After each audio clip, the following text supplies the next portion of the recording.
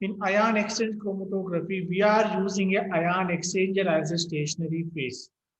So we are using ion exchange resins as a stationary phase, and we are separating and we are identifying and quantifying the specific ions present in a solution. So here to separate the specific ions in a solution, we are using the stationary phase is nothing but ion exchange resins with specific cations or anions. So the definition of ion exchange chromatography is nothing but ion exchange chromatography is the process by which a mixture of similarly charged ions can be separated by using an ion exchange resin which exchange the ions according to their relative affinities. So in a mixture, a similar charged ions will be there. To separate the charged ions, so we are using ion exchange resin. This ion exchange resins will be separate the similarly charged ions based on the reversible exchange of ions and their relative affinity towards the ions of the solution with the ions of the ion exchange resin.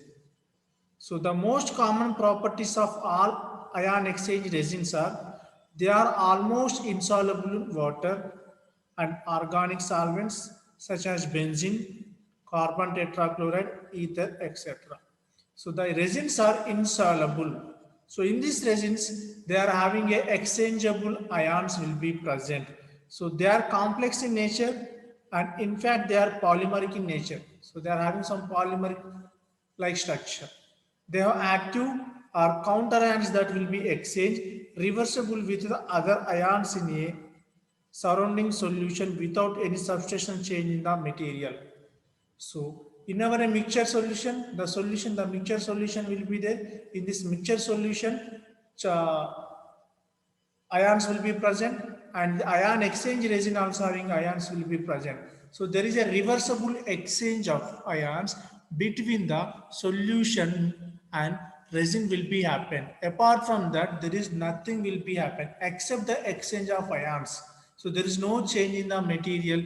There is no anything will be happen to the resin. Just exchange of ions. Suppose if you are having any positive ions will be there, in that positive ions in the solutions are exchanged with the positive ions of the our exchange, resin exchange. So generally we are using the cation exchangers and anion exchangers will be there. Cation exchange resins will be there and anion exchange resins will be there.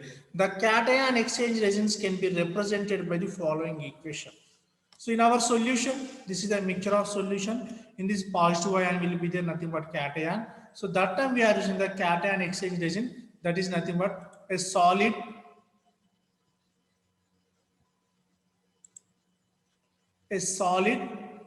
resin with the cation, exchangeable cations will be there.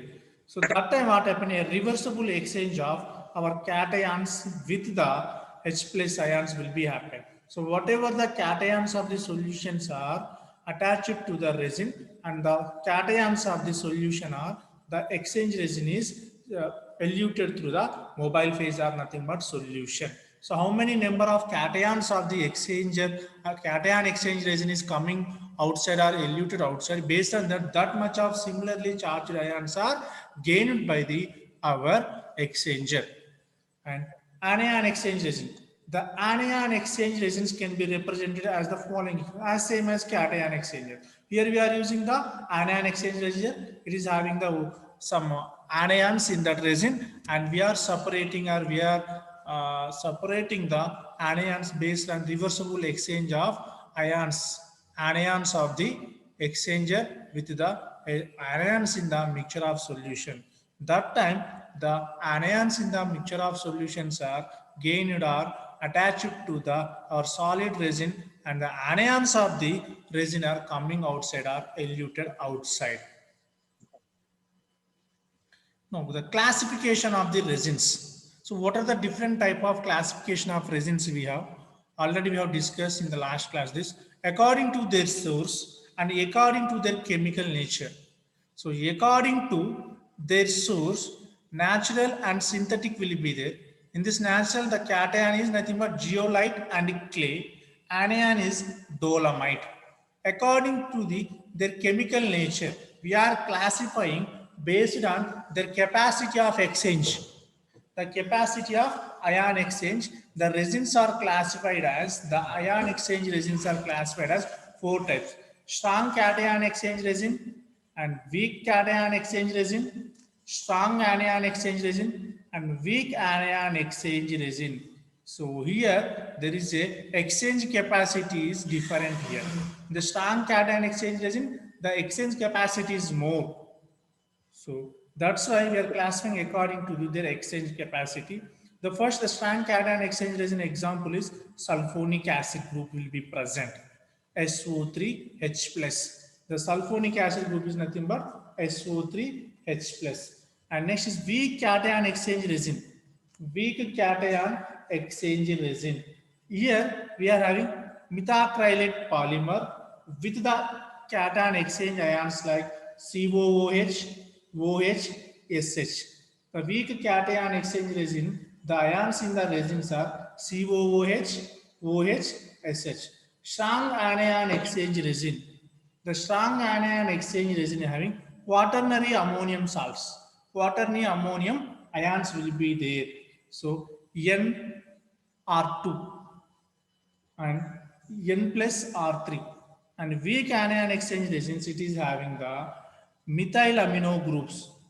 So amine with the which group will be there? Amine group will be, methyl group will be present. So these are the different type of cation exchange resins and anion exchange resins based on their chemical nature.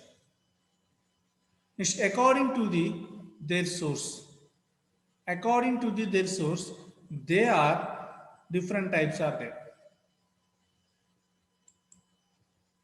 First one is pellicular type with ion exchange resin film and porous resin coated with the exchange beads.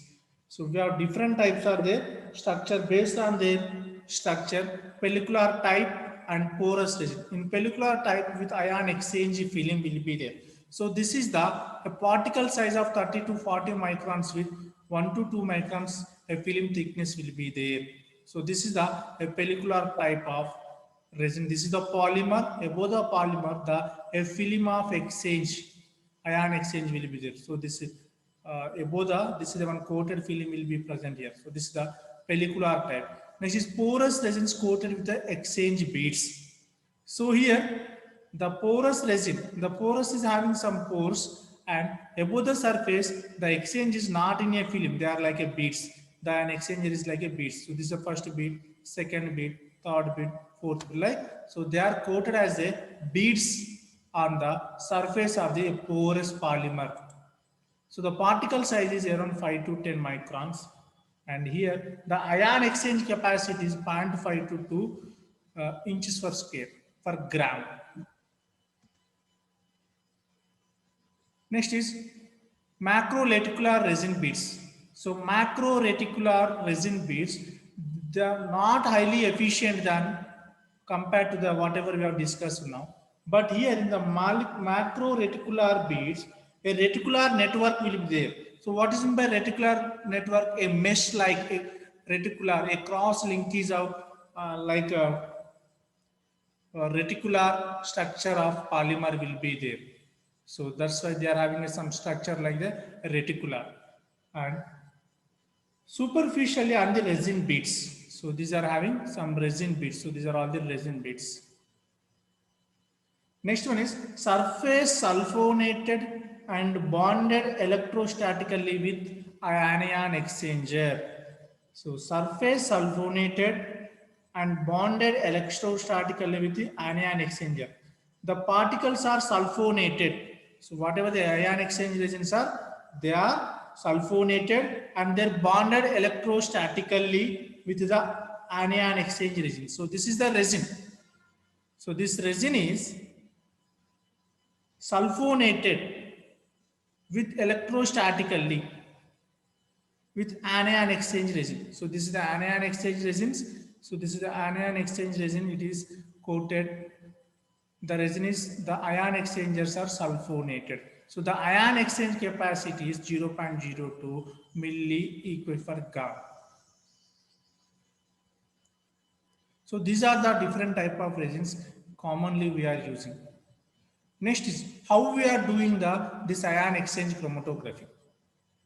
So what are the different practical requirements for that ion exchange chromatography is column, material and dimension. So we have to pack the resins, we have to take the column. So we have to take a one column. So that column is either made up of glass or stainless steel or a polymer. So dimensions, the length and diameter ratio is 20:1 to 100:1 ratio. So the first we have to take the column. So either the column is in the form of a glass material or highly stainless steel or polymer we are using as a column supporting material. And in this column we are filling our ion exchanges. So type of ion exchange resin and their physical characteristics is important. So type of ions to be separated. So which type of ions you are going to separate it? Suppose if you are going to separate cations, that time you have to take the cation exchange resin. If you are taking you separate the anions, that time you have to select the anion exchange resins. So nature of ions to be separated.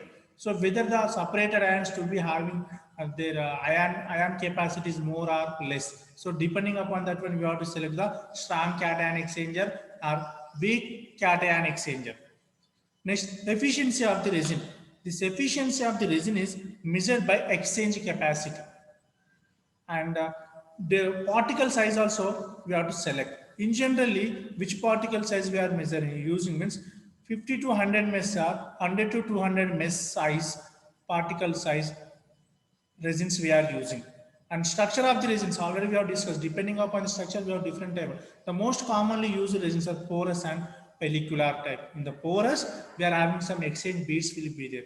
In the pellicular, the exchange ions are coated as and a thin film on the surface of the resin. And amount of cross-linking agent present. Amount of cross-linking agent is present. So why the cross-linking agent is present for capture of ions? Next, stationary phase. So it is composed of two structural elements, the charged group which is involved with the exchanger process and the matrix which is charged on the group of fixed. The stationary phase is nothing but what we are using? Resins only. So what are the different type of matrix materials we are using in the resin?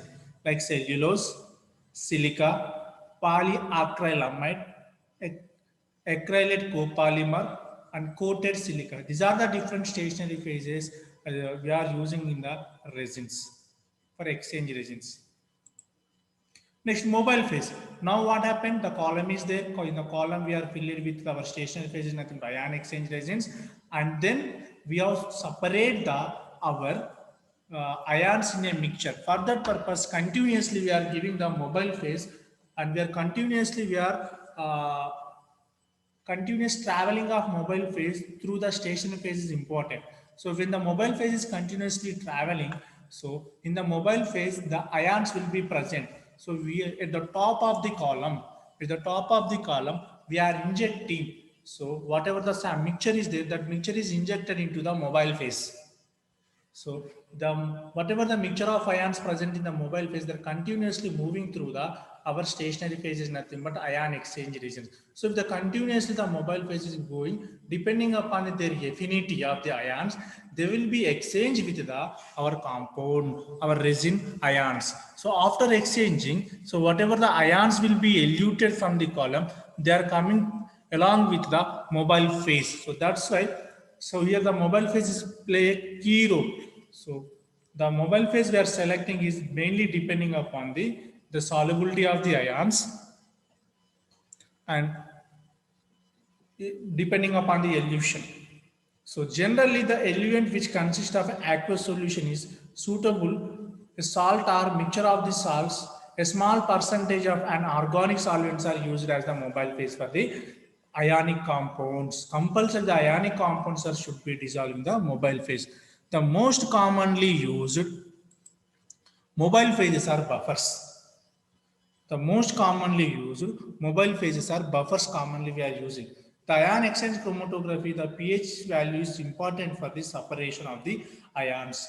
and it is controlled by the use of the buffer substance. So most commonly used mobile phase is compulsory having the buffers. So what are the most commonly used eluents and the buffers are? The eluents are the solvents we are using is EDTA, ethylene diamine tetraestic acid, polyols, glycerols, detergents, and some organic solvents and urea. Next, the buffers commonly used cation exchange buffers will be there and anion exchange chromatography buffers will be there. For the cation exchange chromatography buffers are citric acid, lactic acid, acetic acid, and formic acid. These are all comes under the mobile phase. Anion exchange chromatography piperazine, N-methyl piperazine, triethanolamine, ethanolamine. These are the anion exchange chromatographic buffers we are commonly using. So when we are continuously giving this mobile phase or buffers, the reversible exchange of ions will be happen and the separated ions will be present in the exchanger and the ions of the exchanger will coming along with our buffer. So they are collected. Next, sample preparation. How we are preparing the mixture of ions present in the, how we are preparing a sample solution for the separation of the ions. For sample preparation, the sample must be soluble in the eluent. The eluent is nothing but what? Mobile phase, and dissolve compulsory, it should be dissolved, ideally dissolved in the mobile phase itself. So whatever the mobile phase we are selecting and whatever the sample we are using, that should be dissolved in the mobile phase or solvent to protect the column from the possible damage. So because of some solvents mobile phases, so there is a chance of damage of our column or our stationary phase will be happen. So to protect that one, samples are filtered before the use by using some filters to remove the particulate matters. Packing of column. So wet packing method and dry packing method already we have learned in the column chromatography. In the same way we are using same technique, the packing of the column. Next is development of chromatograph and elution. After introduction of the sample, so where sample is introduction, a continuous moving of mobile phase, development of the chromatograph is done by using a different mobile phases. So we are continuously given a mobile phase. So here there is a two types of elution techniques already we have learned in the column chromatography, that is isocratic elution and a gradient elution. In the isocratic elution, we are using the same mobile phase, same polar, same strength or same pH mobile phase.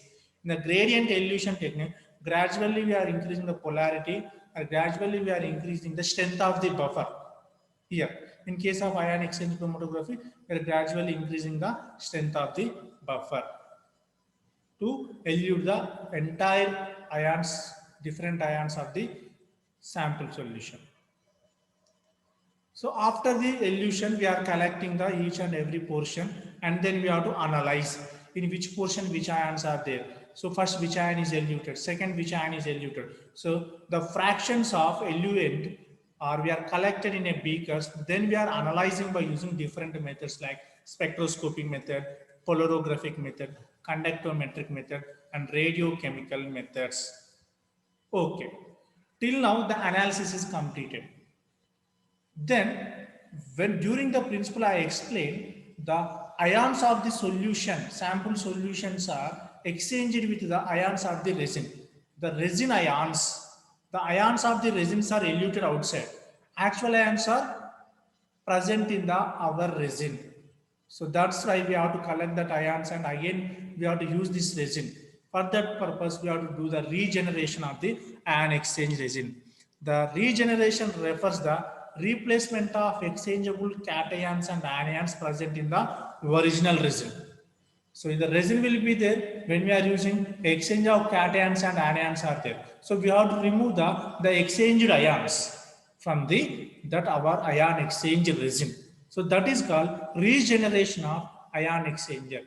So the regeneration of cation exchange resin is done by charging the column with the strong acids like hydrochloric acid.